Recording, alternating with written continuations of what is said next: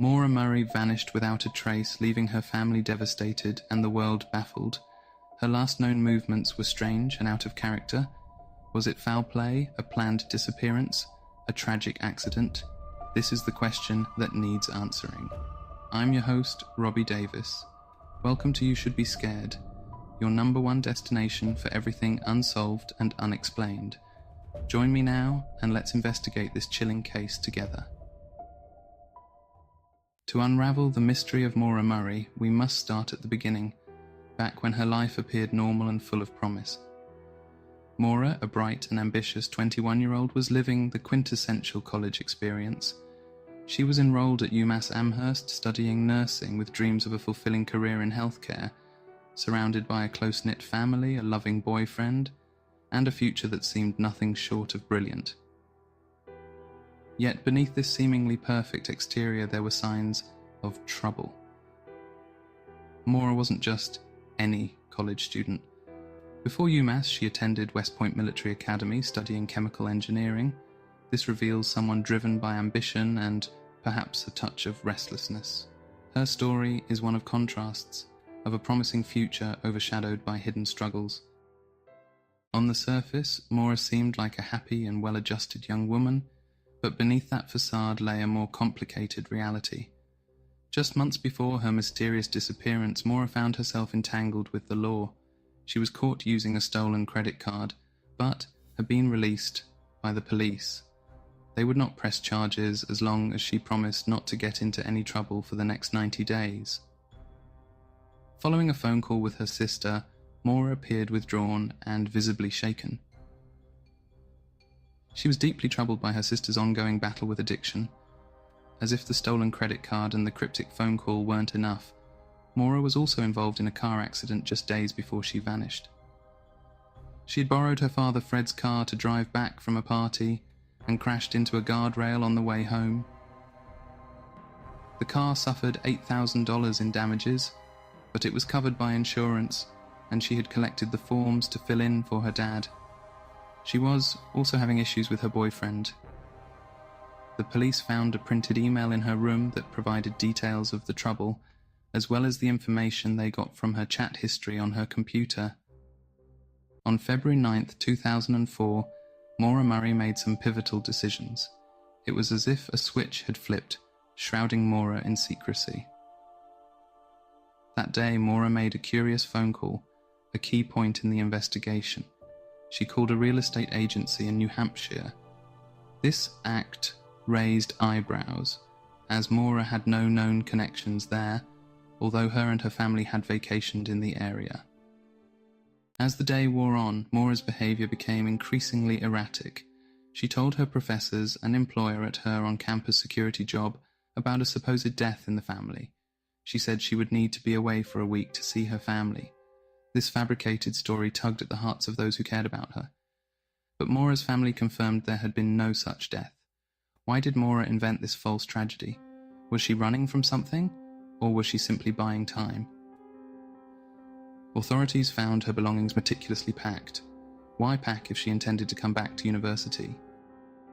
In the final hours of what we know of Maura Murray's life, every moment counts, every detail matters. At 3:40 in the afternoon, Maura steps into a liquor store. The camera captures her on film. She spends $40 on alcohol, then withdraws $280 from an ATM. It's all the money she had left except for $16. We're left piecing together a puzzle with many missing pieces. As evening falls, shadows stretch long, and Maura makes a mysterious call. Not to her boyfriend or family, but to a number linked to a condo rental in the White Mountains, New Hampshire. She doesn't rent the condo, so why make the call? Was she seeking a place to hide, to disappear? Or was she planning to meet someone there? Someone she wanted to keep hidden? Disappearances are like that.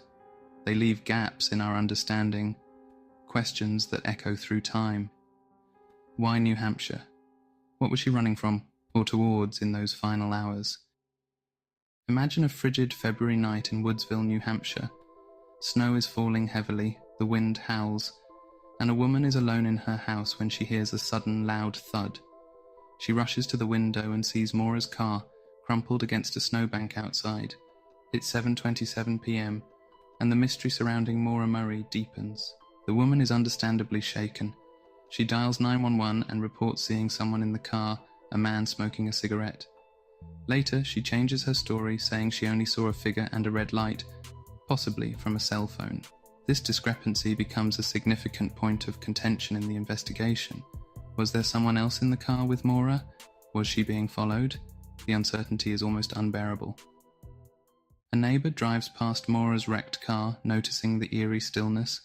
He spots her standing there, visibly shaken but seemingly unharmed. He stops to offer assistance, but Maura urgently insists he not call the police. When the police arrived, 19 minutes after the 911 call, Maura had mysteriously vanished. The wind howls and snow cascades down. A solitary car sits abandoned on a desolate road. The police uncover empty beer bottles and a spilled bottle of wine. Something feels terribly wrong. The driver, 21-year-old nursing student Maura Murray, had disappeared. What truly happened to Maura Murray? Was there something sinister lurking in the shadows? After Maura vanished, the authorities explored several unsettling theories. One prominent theory is that Maura was abducted. Many believe she fell victim to a serial killer in the brief window between crashing and the police arriving. According to this theory, a vehicle stopped, seemingly to offer assistance, but instead the driver kidnapped Maura and drove away before anyone noticed. Over the years, several persons of interest have been identified, but no one has ever been charged or thoroughly investigated. Fred Murray, Maura's father, believes someone local to the area abducted his daughter. Fred insists that if Maura were alive, she would have contacted family or friends to assure them of her safety. Now, he just wants to know what happened to Maura and who did it. Theory 2. Maura planned her own disappearance. Some speculate that Maura was pregnant and planned her own disappearance. Police found that she had searched for information about the effects of drinking alcohol on an unborn child. Author James Renner, who authored a book about Murray's case, believes she left the country via an underground system and is now residing in Canada. Some have speculated that she may have used $4,000 from her father to start a new life. Despite the fact that it's an intriguing possibility, in the 20 years since her disappearance, she has made no attempt to contact any of her family or acquaintances, and Murray has never been seen in Canada or anywhere else. Theory 3. Maura ended her own life. Some speculate that Maura drove towards the White Mountains that night to end her life. Supporters of this theory claim that Maura walked into the mountains after her car crashed and ended her life. However, skeptics argue that if this were the case, cadaver dogs would have discovered her scent leading into the White Mountains. Julie, Maura's sister, says the family knew Maura was struggling and making poor life choices at the time of her disappearance. They also knew she was dealing with an eating disorder. Despite this, Julie says the family strongly believes Maura would not have chosen to disappear or take her own life intentionally. Theory 4. Maura was lost in the woods and died as a result of exposure. According to some theories, she could have strayed into the woods and died of exposure. It was freezing cold and Maura was walking alongside the road trying to avoid being seen. Could she have hidden from the police in the woods, got lost and died of the cold? However, authorities never discovered any tracks or footsteps leading into the woods. There was over 2 feet of snow on the ground due to a recent storm, so they'd be easy to find. And despite the fact that the forests near the collision have been searched countless times, no trace of Murray has ever been discovered. Theory 5. The tandem driver theory.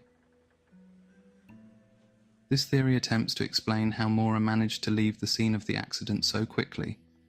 It suggests that Maura was travelling to her unknown destination with another person in a separate vehicle.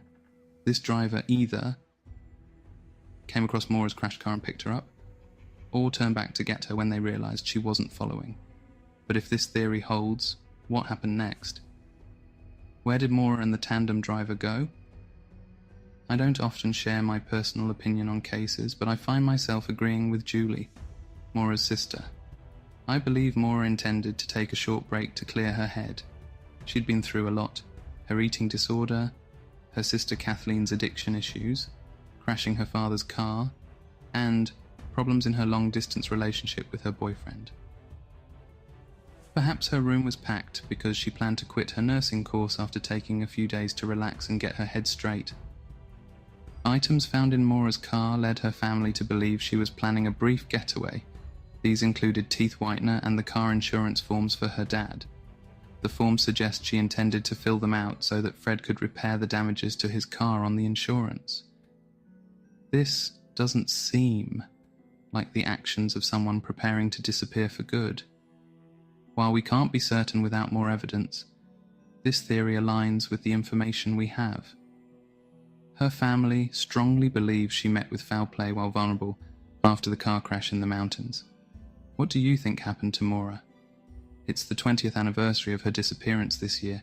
Let's hope a break in the case is coming soon. And there you have it, another true story that reveals just how unsettling our world can be.